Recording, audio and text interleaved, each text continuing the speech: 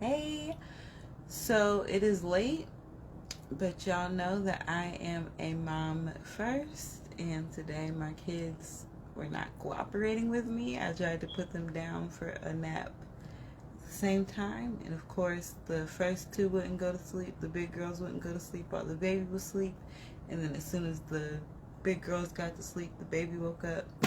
So I didn't have time to read earlier, but I wanted to go ahead and still do a little reading at night. Of course, it'll be recorded so you guys can catch it tomorrow morning.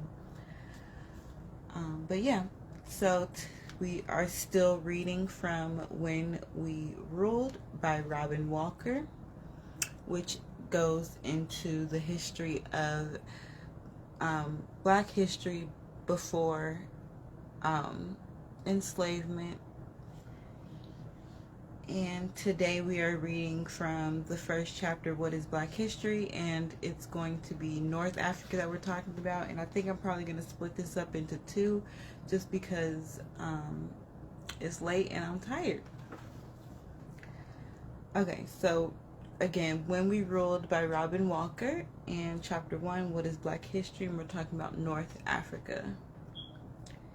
Egypt and other countries of North Africa are today considered integral parts of the Arab world. The Arabians have dominated North Africa since their victorious jihad of 639 through 708 AD. Before that conquest, however, North Africa was basically Negro, just like the rest of the African continent. The most ancient monuments in this region were built when North Africa was under indigenous African rule. Pharaoh Dozier, the second king of the third Egyptian dynasty, ruled between 5018 and 4989 BC. He built the earliest monument in the world, still celebrated today. Every year, thousands of tourists visit his funerary complex in the city of Saqqara. Imhotep, his celebrated prime minister, designed the complex. An outer wall, now mostly in ruins, surrounded the whole structure. It was built on a regular plan, 1 mile long and with one entrance. Through the entrance are a series of columns, the first stone-built columns known to historians.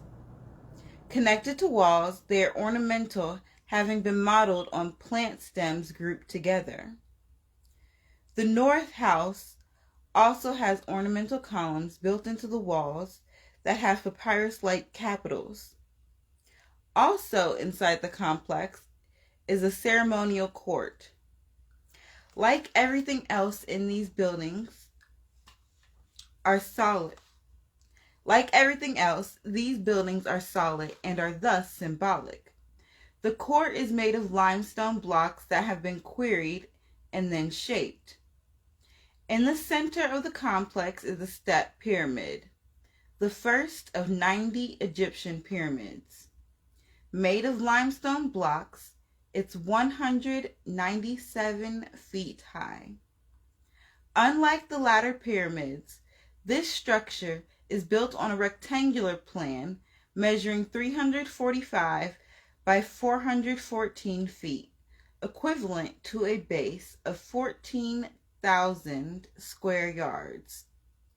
It has 6 steps and may represent a stairway.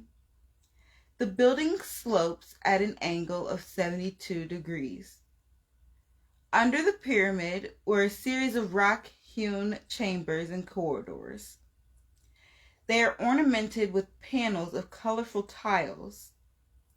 In these hidden quarters, Dozier and 11 others are said to have been buried.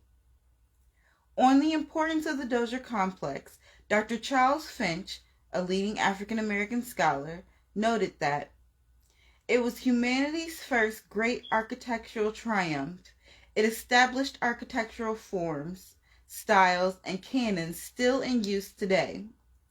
The practical building techniques and masonry evident in the entrance temple were never surpassed, though. They were realized on a grander scale. The monuments on a grander scale include the structures built by the 4th dynasty pharaohs, the step pyramid of Medium, the bent and red pyramids of Dashur, and the 3 great pyramids of Giza. Monuments built between 4,872 and 4,615 BC. Of these, the most impressive is the first pyramid of Giza. It was 481 feet tall, the equivalent of a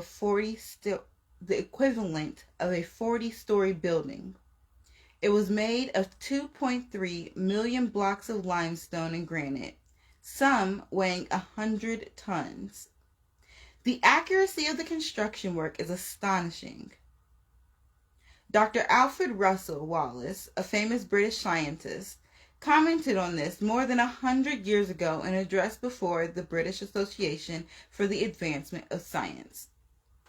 Quote, that the pyramid is truly square, the sides being equal, and the angles being right angles.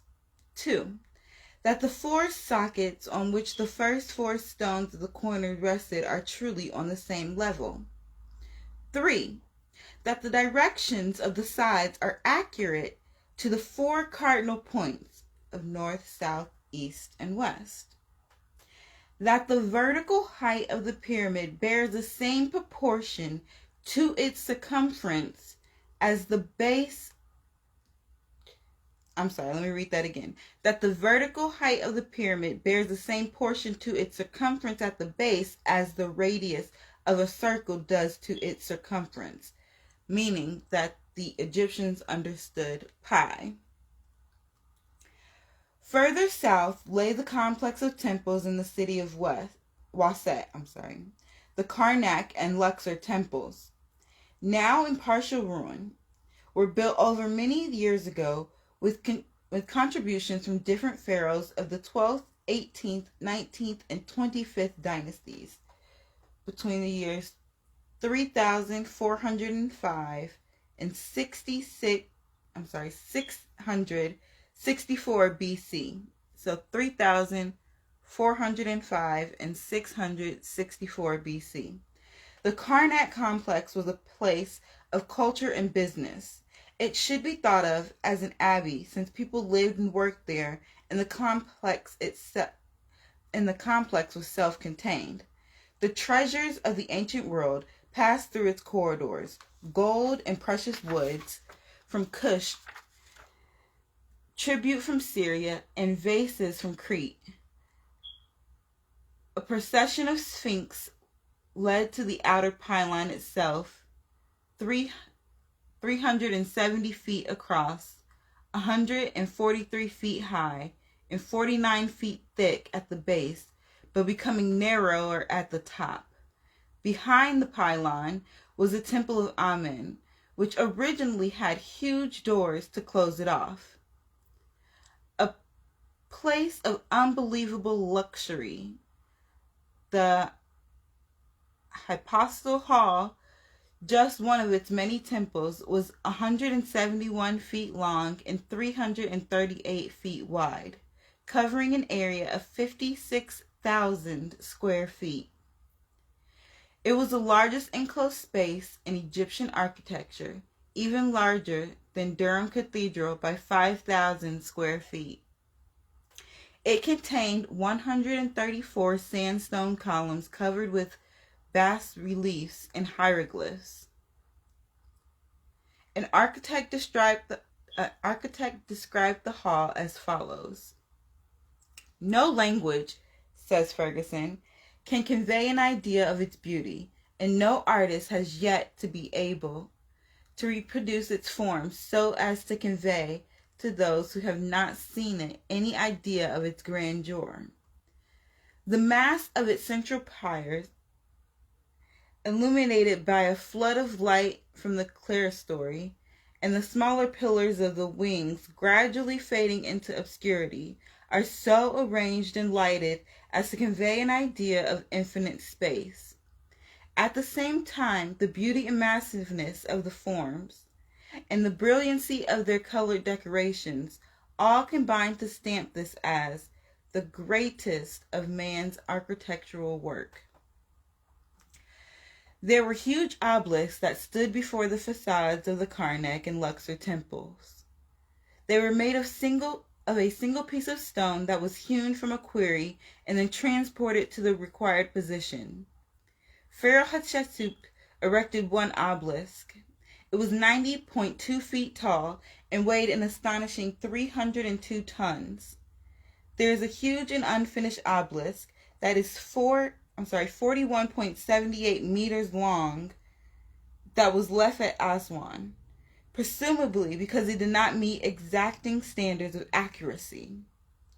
The importance of these monuments are such that one authority has argued that there is a typological and symbolic link between the obelisk of the ancient times and the skyscrapers of today. As Eli put it, several texts exist of pharaohs boasting that they erected obelisks which reached, pierced, or mingled with the sky. Pharaoh Hachatsuk, who ruled 1650 through 1600 BC, of the 18th dynasty, was a builder of one of Egypt's most popular monuments. Senemut, the overseer of works, constructed her temple in the region now known as Deir el-Bahari. Rather than build upwards from the base, the Mortori Temple was built downward, being cut out of a mountain. The whole building was hewn from rocks by a hammer and chisel. The result is a pillared terrace structure that rises in 3 stages with 2 central ramps, also carved and sculpted. The ramps are long and sloped with a gentle gradient. Their position divides the temple into 2 symmetrical halves. Entrance halls of limestone columns led to the interior chapels dedicated to the deities Anubis, Hathor, Osiris, and Ra.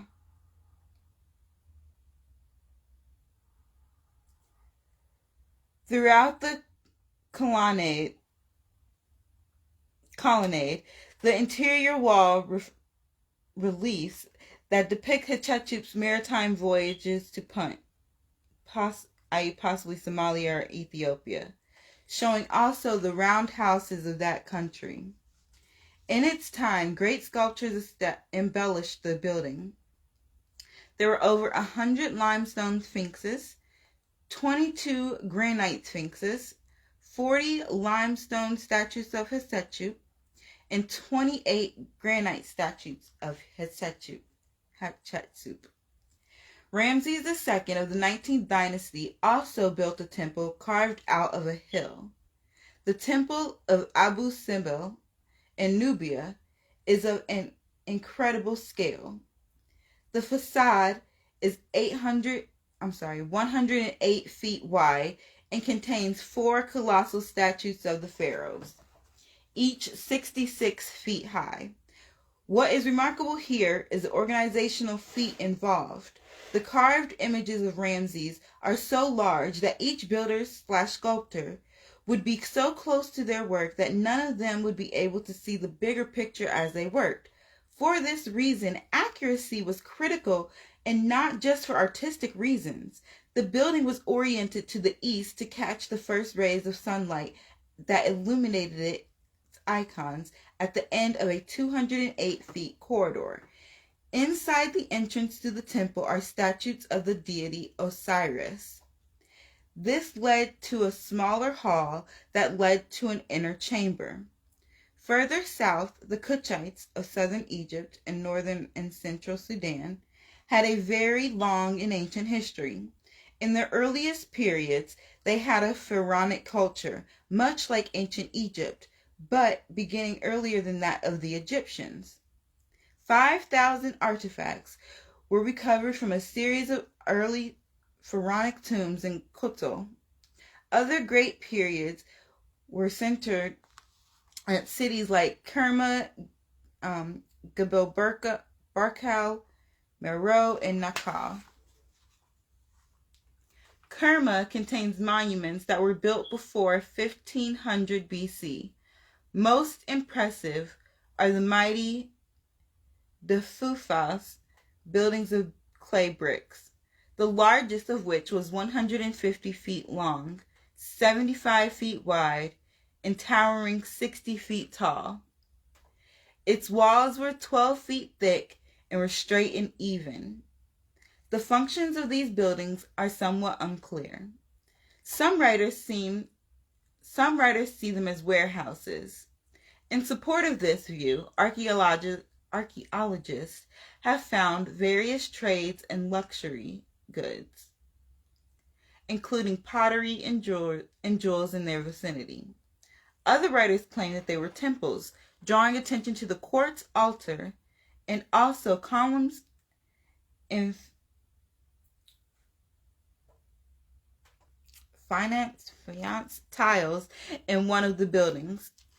There are at least 223 pyramids in Kush in the cities of Al-Kuru, Nuri, Gebel Barkal, and Meroe.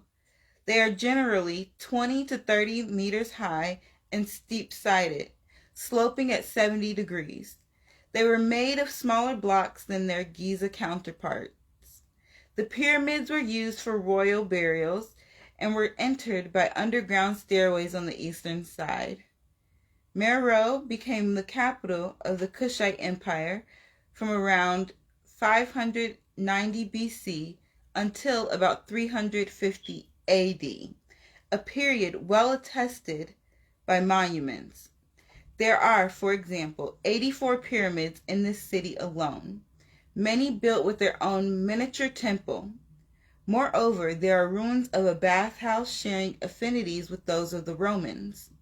Two leading Africanist professors, Roland Oliver and Brian Fagan, assure us that even today, the ruins of Meroe make an impressive sight.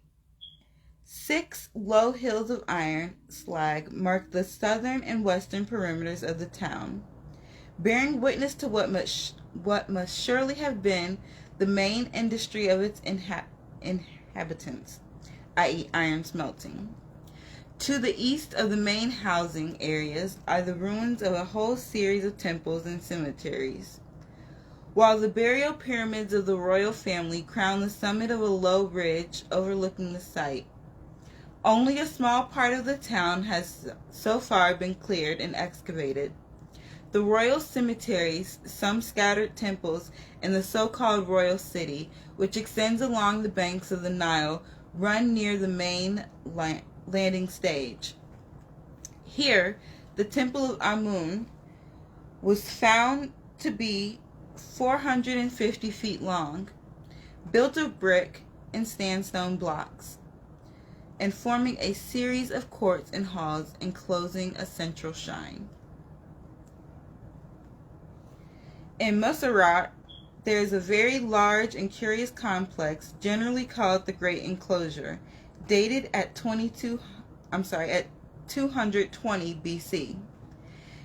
It has a series of walled enclosures and edifices that surrounded a central temple, itself built on a raised platform.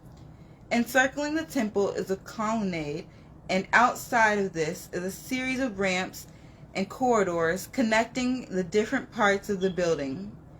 Decorating the structures are elephant motifs. Dr. Davidson, an English Africanist, suggested that the building functioned as a place to train and thus tame African elephants. Other scholars, just as convincingly, see it as a religious center for accommodating pilgrims. The Sudanese city of Naka contains 3 important temples: the Temple of Amen, the Lion Temple, and the Kiosk. They date to between 1 AD and 20 AD. Pharaoh Pharaoh Natakamani and Queen Mortori built the Temple of Amen and the Lion Temple. The Temple of Amen has a columned hall leading to an interior sanctuary as in Egyptian temples. In addition, there were 12 sculpted rams that lined the avenue to the entrance. The Lion Temple was dedicated to Epidemic, a local deity.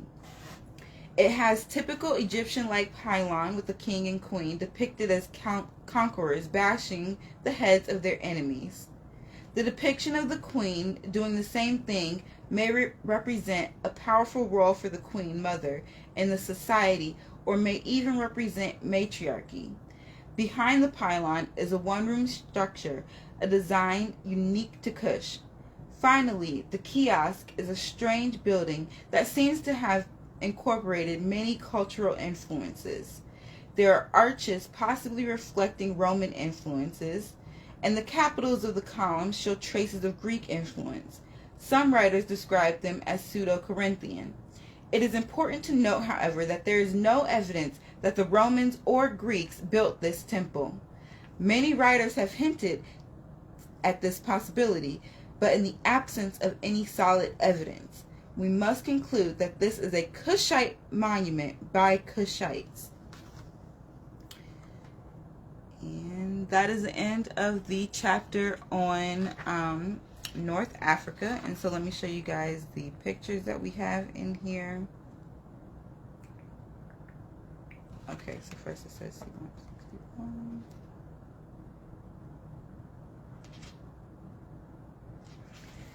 This is the entrance to the funerary complex of Saqqara, built by Pharaoh Dozier, who ruled between 5018 and 4989 BC.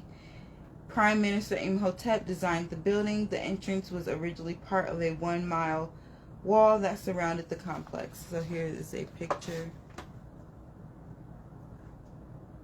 of that funerary complex. And then we've also got